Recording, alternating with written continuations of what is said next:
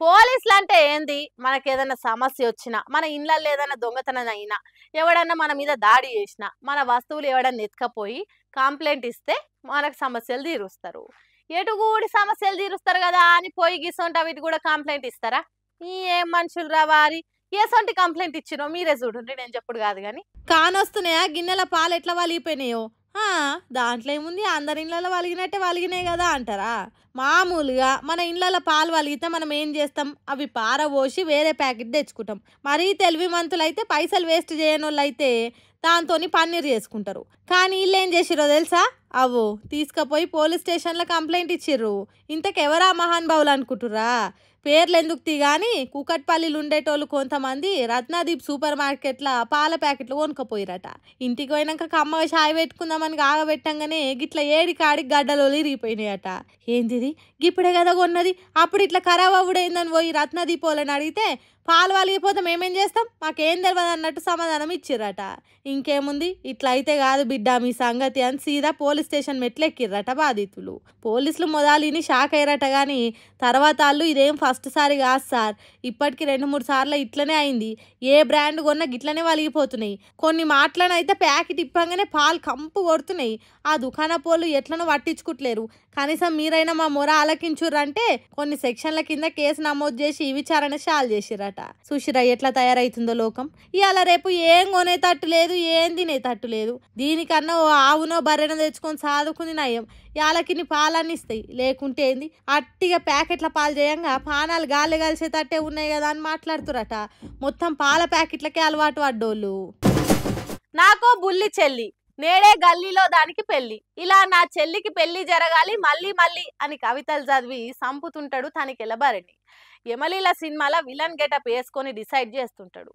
అవును చెప్తాడు గాని ఆ ముచ్చట మాకెందుకు చెప్తున్నామంటారా?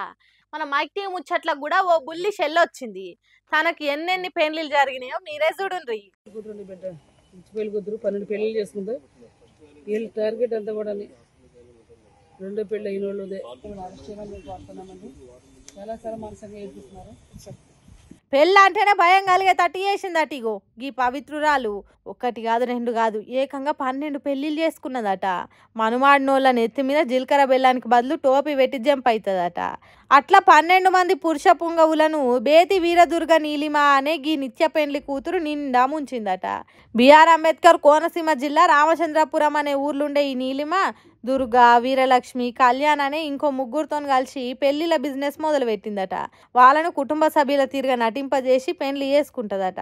అయితే అంతకంటే ముందు విడాకులు అయిన వాళ్ళు ఎవరున్నారు, పెళ్లి కాకుంటే ఎవరున్నారు, భార్య జీవిడిచి ఒంటరిగా ఎవరున్నారు, ఆడోళ్ళ మీద ఆశ ఎవరికున్నది అనేది ఎంక్వైరీ చేసి వాళ్ళతోని ప్రేమగా మాట్లాడి బుట్టలు వేసుకుంటుందట. తర్వాత బ్లాక్మెయిల్ మొదలు పెడుతుందట. అట్లా ఇగో వీళ్ళ కొడుకును కూడా మోసం చేసిందట. చెప్పుండ్రమ్మా ఏం జరిగిందో. ఈ అమ్మాయిది రామచంద్రపురం. మా అబ్బాయికి మ్యారేజ్ అయ్యి భర్త భార్య కొంచెం మనస్పర్ధలు వచ్చినాయండి. ఈ అమ్మాయి మ్యారేజ్ చేసుకుంటానని చెప్పి మా అబ్బాయిని ప్రేమలో దింపి డామినేట్ చేసి 15 లక్షలు తీసుకుందండి. మళ్ళీ ఇంకా డబ్బులు కావాలని మమ్మల్ని బెదిరిస్తుంది అత్తమానను. ఈ అమ్మాయి దగ్గర కొంచెం పోలీస్ కేసు పెట్టి మా డబ్బులు మాకు ఇప్పించవలసిందిగా కోరుతున్నాం. నిత్య పెళ్లి కూతురు అని తెలిసిందండి ఈ అమ్మాయి. మేము ఎస్పీ గారికి కంప్లైంట్ ఇచ్చామండి. నిత్య పెళ్లి కూతురు అని తెలిసింది. మా అబ్బాయిని డామినేట్ చేస్తుంది, తీసుకున్న డబ్బులే కాకుండా ఇంకా కావాలని మాకు న్యాయం చేస్తారని మేము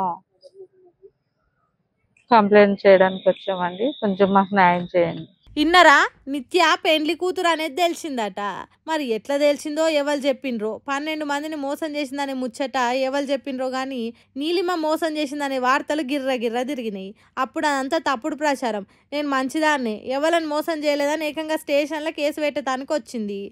న్యూస్ ఛానల్స్ లో ఏదైతే స్ప్రెడ్ అవుతుందో అంత ఫేక్ న్యూస్ అండి. నచ్చింది మరి వాళ్ళు స్ప్రెడ్ చేసుకుంటున్నారు. జరిగింది ఏంటంటే, నేను బీటెక్ 3rd year చదువుతున్నప్పుడు జీలక్ష్మి దుర్గనే ఆవిడ చేత పెళ్ళిళ్ళ పేరమ్మ ఆవిడ మ్యాచ్ ఒకటి తీసుకొచ్చిందండి. నేను అమ్మకి నచ్చింది కదా అని చెప్పి నేను యాక్సెప్ట్ చేశాను. ఇన్నరా అవన్నీ ఫేక్ వార్తలట. మంచి సంబంధం వచ్చిందని చదువు నడుమిట్లనే పెళ్లికి ఒప్పుకున్నదట. అయితే అందరిని పిలిచి ఘనంగా చేయాల్సిన పెళ్లిని తూతూ మంత్రంగా ఇట్లనే తాళి కట్టించి తర్వాత గ్రాండ్గా వేసుకుందామని మాయ మాటలు చెప్పిండ్రట. బంగారానికని పెళ్లికి ఒప్పుకున్నదని ఓ 10 లక్షల రూపాయలు ఇచ్చిండ్రట.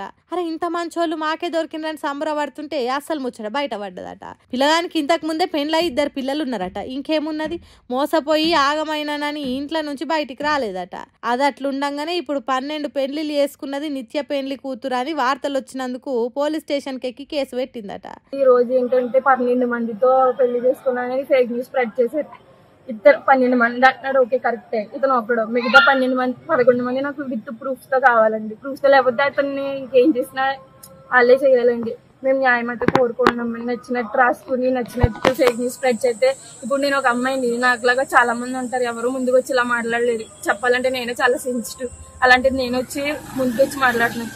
ఇలా అతను ఎంతమంది జీవితాలను నాశనం చేస్తాడండి. నాకైతే న్యాయం కావాలండి. ఆ 11 మంది విత్ ప్రూఫ్స్ తో కావాలి.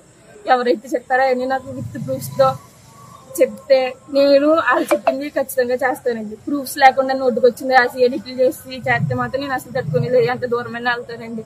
చూసిండ్రా ఎట్లున్నదో కథ. అమ్మాయినే మోసం చేసి ఉల్టా ఆమె మీదనే తప్పుడు వార్తలు ప్రచారం చేసి ఫాల్తు పనులు చేస్తున్నారట. ఇట్లయితే మా అమ్మాయిలు ఎట్లా చెప్పుకోగలుగుతారని అడుగుతున్నది. మరి పోలీసులు 2 కేసులను భూతద్దంలో పెట్టి చూసి తప్పవలేదని దొరకబట్టి గట్టి శిక్ష వేయాలని కోరుతున్నారు. చూడాలిగా మరి దీని మీద ఎసొంటి ఆలోచన చేస్తారో.